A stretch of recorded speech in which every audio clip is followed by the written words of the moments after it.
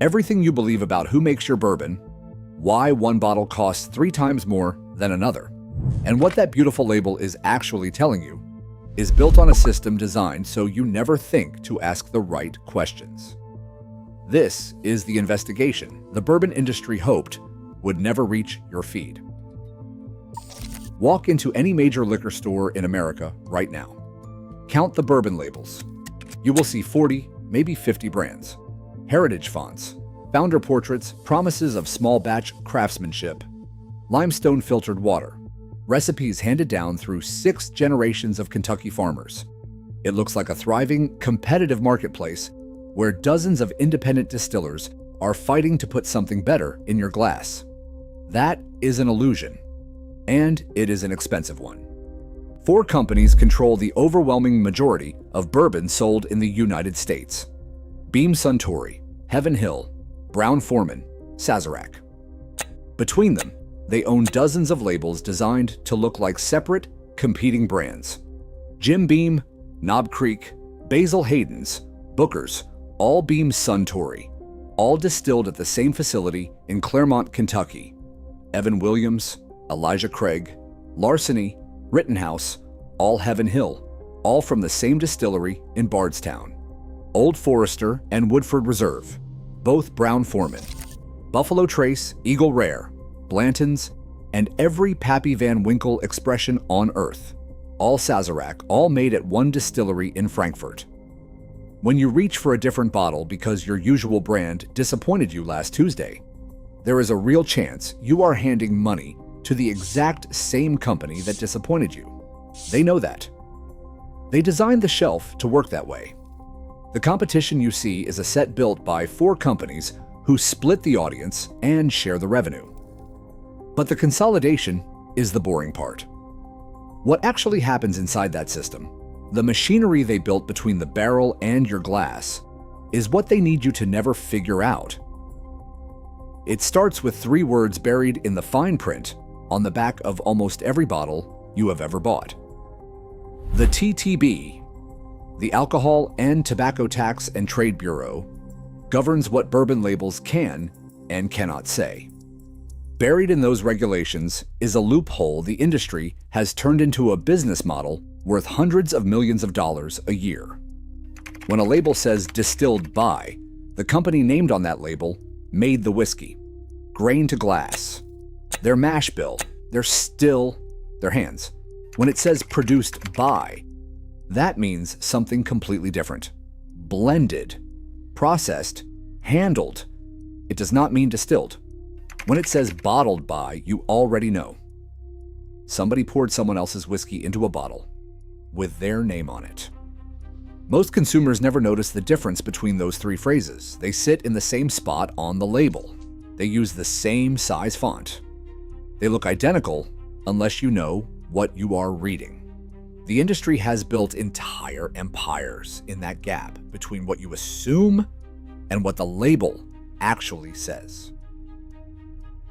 In Lawrenceburg, Indiana, not the Lawrenceburg in Kentucky where Wild Turkey operates, and the industry is perfectly happy you will not check, there is a facility called MGP, Midwest Grain Products. MGP is one of the largest whiskey producers in the United States. They distill bourbon and rye in industrial quantities. Then they sell that distillate to other companies who bottle it, name it, slap a story on it, and sell it as their own. The TTB assigns every licensed producer a number called a DSP, a Distilled Spirits Plant Number. That number must appear somewhere on the label. But here is the trick. It can be the buyer's DSP number, registered to their bonded warehouse, their office, a P.O. box in Kentucky, and not the actual facility where the whiskey was made. So when a brand lists a Kentucky address, it looks like they distill there. They may never have operated a still in that state in their lives. Here is exactly how the model works. A company forms and they hire a branding agency. They design a gorgeous bottle, thick glass, a handsome stopper, and a name that sounds like it belongs on a Civil War-era land deed. They write a founding story, a grandfather, a recipe, a creek, a promise never to cut corners. Then they pick up the phone, call MGP, and place a commodity order. They buy distillate at bulk prices. They age it in their own warehouse, or they buy it pre-aged. Then they sell it for $50 or $60 with back label language about hand-selected barrels and the master distiller's uncompromising vision. None of that language is technically illegal. Every word of it is engineered to make you believe something that is not true. Templeton Rye built its entire identity around a single story, a Prohibition-era family recipe from Iowa. Passed down through generations, made the old way. That story was on the bottle, on the website, in every magazine profile and late-night bar conversation the brand ever generated. Then in 2015, a federal court approved a class action settlement that established Templeton was sourcing virtually its entire product from MGP in Indiana. Not Iowa. Not a family recipe.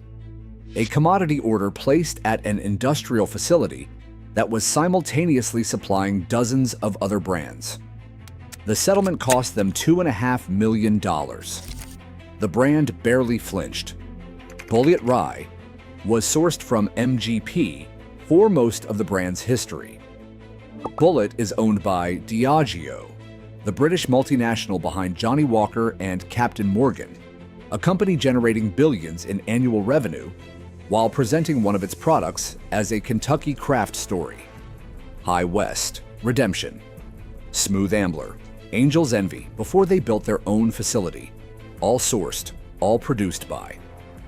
The labels implied something else entirely. MGP's signature high rye mash bill became so distinctive that experienced tasters were identifying it blind across a dozen different brand names. Same liquid, different labels. Prices ranged from $25 to $80 for what came out of the same, still on the same day. And here is the part that should make you angry. MGP is not a secret to anyone inside the industry. Every major distributor, every importer, every serious retailer knows exactly which brands are sourcing and from where. The secrecy is not industry-wide. It flows in one direction, away from you. After 2010, loosened state licensing laws and an explosion of consumer enthusiasm created an opening for hundreds of new distilleries. The vocabulary of craft appeared on shelves overnight. Single estate, founder distilled, heritage grain, stone-milled heirloom corn, every visual and linguistic signal of authenticity, deployed by people who in many cases had never produced a single drop of aged bourbon in their lives. The problem nobody explained to consumers is straightforward. Bourbon requires time. You cannot open a distillery in 2011 and sell legitimately aged bourbon in 2012. The math does not work. The barrels do not care about your business plan. So instead, hundreds of new brands did exactly what the economics demanded. They called MGP. They bought young bulk whiskey. They put it in tiny barrels, 1 gallon, 3 gallon, 5 gallon, because small barrels extract wood compounds faster. You can technically call something aged after a few months in a container that small. Then they bottled it at $60 with language about the founder's obsession with craft. What small barrels actually do to whiskey is the equivalent of speed reading a novel. You technically reached the last page, but you absorbed nothing. The wood hits the spirit before anything else has had time to develop. You get bourbon that tastes like it stood near an oak tree without tasting like it spent years inside one. Loud, one-dimensional, aggressive tannins with no integration, like hearing someone play every note of a concerto at double speed and calling it a performance. Federal law requires that if a bourbon is under 4 years old, the age must appear on the label. If it is 4 years or older, disclosure is optional. That distinction is required, and the industry learned fast how to use it. Walk the bourbon aisle right now. Count the bottles that tell you exactly how old the whiskey is. You will finish before you reach the end of the first shelf. Elijah Craig used to carry a 12-year age statement. It was a benchmark, proof that quality and fair pricing could coexist in the same bottle. In 2016, Heaven Hill removed it. They did not announce a shortage. They announced an evolution. The price stayed the same. The number vanished. What filled that space was language engineered to sound like transparency while containing nothing verifiable. Aged to the peak of its maturity. Bottled when our master distiller says it is ready. Carefully selected for optimal character. These phrases mean exactly as much as a marketing department decided they should mean. That is not a coincidence. That is the strategy. Now here is where we turn this around. Because if this is the system, and it is, then the question becomes, what do you actually do about it? The answer is, you stop shopping like a consumer and start shopping like an investigator. If this channel does one thing, it protects you from paying for a story when you should be paying for a liquid. Hit subscribe so you never walk into a store unarmed again. Everything I'm about to show you will change the way you buy bourbon for the rest of your life. There are things happening inside the bottle that no standard label will ever tell you about. They are costing you money every single time you pour. Before bottling, most bourbon goes through a process called chill filtration. The whiskey gets cooled to near freezing. Naturally occurring fatty acids and proteins that develop during aging drop out of suspension in the cold. Then they get filtered away. The reason is cosmetic. Those compounds cause whiskey to turn hazy when you add ice or cold water. A cloudy pour looks defective to someone who does not know better, so the compounds get stripped out. Those fatty acids carry flavor and mouthfeel. That rich coating texture makes a finish last 45 seconds instead of 10. Remove them, and the whiskey looks cleaner on a shelf. It also drinks flatter in your glass. Booker's Bourbon, uncut and unfiltered straight from the barrel at the same Jim Beam distillery, sells for $60 to $80. The standard Jim Beam white label sells for around $20. Part of that price gap is age, but part of it is literally paying a premium to get back what was removed from the cheaper product. Same distillery, same mash bill. You are paying more to undo what they did to the bottle that costs less. Sitting right next to chill filtration on the production line is caramel coloring, specifically E150A. That food-grade additive is used by many bourbon producers to standardize the color of every batch. Barrels at different positions in a rick house experience wildly different temperatures. Upper floors in a Kentucky warehouse can swing 40 degrees hotter than lower floors in a single summer. The whiskey they produce comes out looking completely different. That variation is natural. It also makes a mass market retailer nervous when two bottles from the same case look like they belong to different brands. So E150A goes in until everything hits the same warm amber shade. That golden glow in your glass that signals age and oak and patience may have come from years in a barrel. It may equally have come from a laboratory additive measured out in a back room. The TTB does not require disclosure. The distillery has no incentive to volunteer it. In 2013, Maker's Mark quietly sent a letter to their mailing list announcing they were lowering the proof of their flagship bourbon from 90 to 84. Not a press release, a letter to their most loyal customers, the people least likely to make a scene. The math was simple. Lower proof means more water. More water means more bottles per barrel. More revenue, without building a single new warehouse. The backlash hit fast enough that Bill Samuels Jr. reversed the decision within 2 weeks.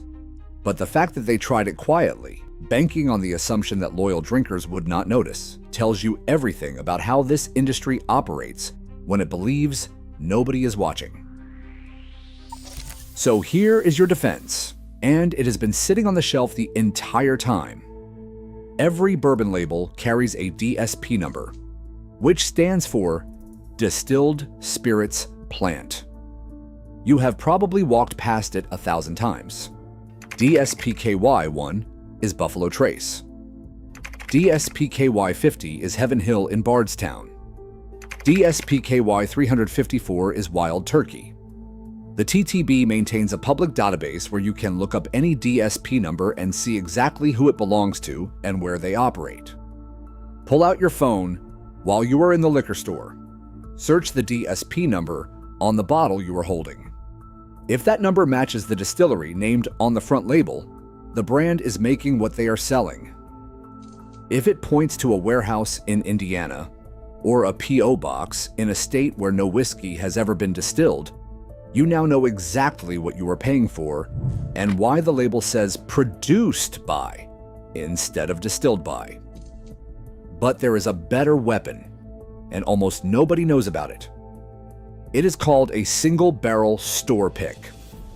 Major distilleries like Wild Turkey, Four Roses, Heaven Hill, and Buffalo Trace allow individual retailers to visit the rick house, taste barrels directly from the wood, and select one to bottle exclusively for their store. The retailer tastes anywhere from 5 to 20 barrels. They pick the one that speaks to them. That barrel gets bottled, often at barrel proof. No chill filtration, no E150A, no blending to hit a flavor target designed to offend nobody. Just the whiskey exactly as it came out of the oak, chosen by someone whose professional reputation depends on it being exceptional. And because a store pick legally requires full disclosure of the actual producing distillery, you get something almost nothing else on the shelf gives you. Complete transparency. You know who made it, where it was made, and that nobody diluted or filtered it on the way to your glass. These bottles usually sit at the same price as the standard expression, sometimes $5 or $10 more. They are dramatically better whiskey at essentially the same cost as the sourced bottle with the beautiful label and the invented grandfather sitting right next to them. Find a store in your area that does barrel picks. Talk to whoever selects them. Ask when the next one arrives. That relationship will do more for your bourbon experience than any amount of online hunting or secondary market chasing. And then there are the bottles that never needed a factory secret because they never built one. Wild Turkey 101 has been made at the same distillery in Lawrenceburg, Kentucky, under master distiller Jimmy Russell since 1954. Russell joined at 18 years old. He is now in his 80s, still there, still tasting every batch. He has never sourced a drop from Indiana. He never quietly dropped an age statement. He never released a limited allocation to manufacture scarcity around a $25 bottle. The 101 costs between $20 and $25 everywhere in America, and consistently outperforms bottles at 2 and 3 times its price because it was built to be drunk, not displayed. No wax seal, no founder portrait, no origin myth. Just bourbon made by a man who has been doing the same thing at the same place for 7 decades and has never once needed to change his approach. Or look at Old Forester, made by Brown-Forman since 1870. George Garvin Brown created it as the first bourbon ever sold exclusively in sealed glass bottles, at a time when whiskey adulteration was so common it was literally poisoning people. A sealed bottle was a direct promise of purity. That philosophy has not left the building. The 100 proof expression costs around $25. It outperforms bottles at twice its price, in blind tastings so regularly that it has become the control pour serious tasters use to calibrate their palate before evaluating anything else. It has never needed a founding myth, because it has been telling the truth since before your great-grandparents were born. The big brands are counting on your distraction. They are counting on the wax seal and the hand-lettered label and the grandfather portrait to do the work the liquid should be doing on its own. They are counting on you to never flip the bottle and look up 3 letters. They are counting on you to never walk past the eye level, marketing to the back corner of the store where a single-barrel store pick from an actual distillery has been sitting quietly at the same price as the $60 bottle with the invented story right next to it. The whiskey worth your money has been there the entire time. It just never needed to shout.